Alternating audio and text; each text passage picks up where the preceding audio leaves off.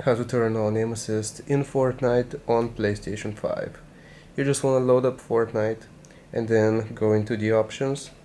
Click on the options button on your PS5 controller and then scroll down until you see settings. Click on settings.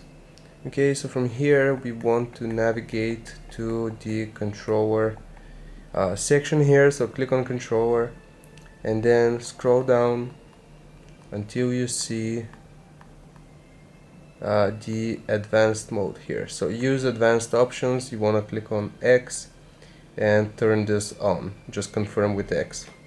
Okay, so here what we're gonna do is find the aim assist option. So where it says precision aim assist strength, you want to turn this all the way up to 100, and also tracking aim assist strength, you want to turn that to 100 as well. Click on the triangle to apply the settings, and now you can go back and you have successfully turned on aim assist. Hope this helps. Leave a like and sub. I'll see you next time.